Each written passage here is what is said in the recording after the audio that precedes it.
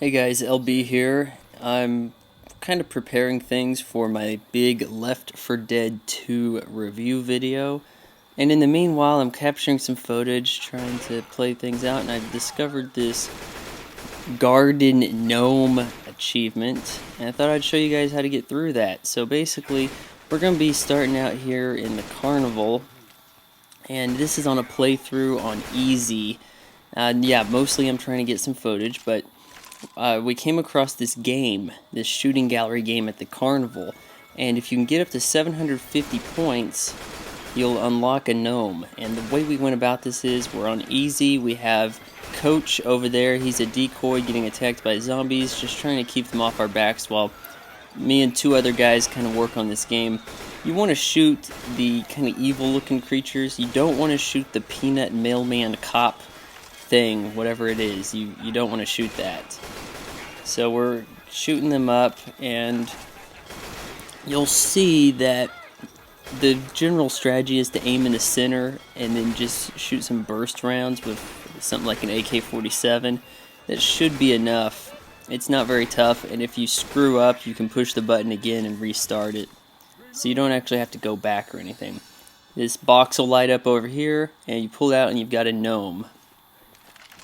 Now the thing about having the gnome is that you can't use it effectively as a weapon. You can use the left trigger to shove, and so I'm holding the gnome most of the time, just kind of shoving things off while everybody else takes care of business.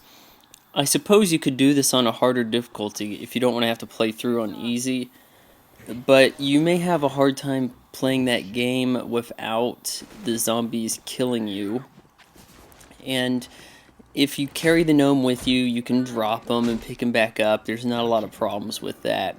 But be warned that you can't use them as a melee weapon, just a shove weapon, kind of like the end of your rifle. And if you do carry him, you can still carry a gun and a melee weapon or pistols.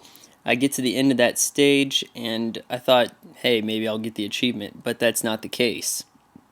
You actually are going to start the next level with the gnome, so just be warned about that. You actually do have to carry the gnome through the entire the whole campaign. And yeah, if there are some problems that will arise in trying to do this, for example, I dropped the gnome for a minute to fight a tank, and the tank did his big smash move, and it actually smashed the gnome through the geography of the map. So yeah, that's more Valve's fault than mine, and so you do have to start over.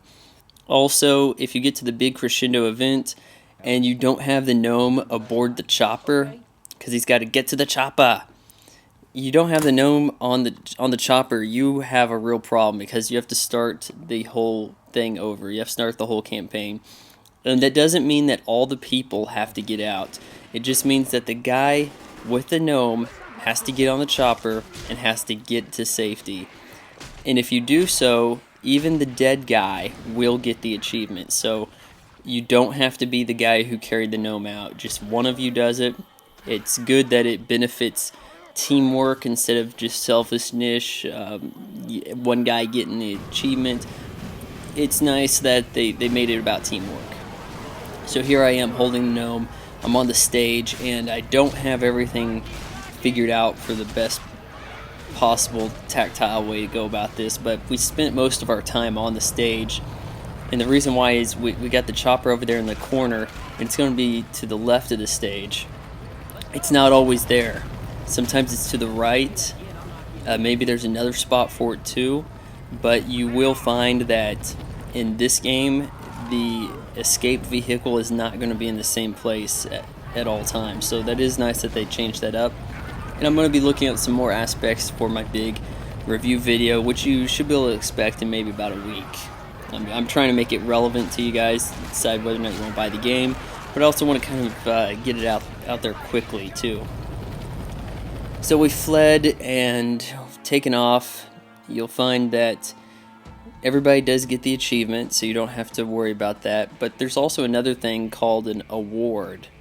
And I've seen this award thing on the Xbox dashboard for some time, but no one had really found out what it was all about. It turns out that it says you get 2 awards with rescuing the gnome, which I find kind of weird, and I'll show you in a second here. The strange thing about it is it says that you've unlocked multiple awards here, when in actuality you only unlocked 1. So I wonder if that's an error or if there's maybe a second way to get this prize. So yeah, so if you got any comments on that, let me know. But you'll see here that it's going to give you a shirt for an avatar. So it says you got this Depeche Mode shirt, and it says I have 2 of them, but it's the same shirt. And so yeah, that's definitely kind of confusing, and I can't really figure out why it's Depeche Mode. Maybe they provided some music in the game that I didn't hear yet, or maybe it's like an 80s throwback shirt thing that these awards are supposed to be geared towards. But it does give you clothes you can put on your avatar that no one else can get unless they complete that achievement to get the award. That's nice and all. It's better than dropping real money on avatar clothes, which, by the way, if you do that, you're stupid. And here it is. So, like I said, I'm going to have my full review ready for you guys soon, and I hope you check it out. Peace.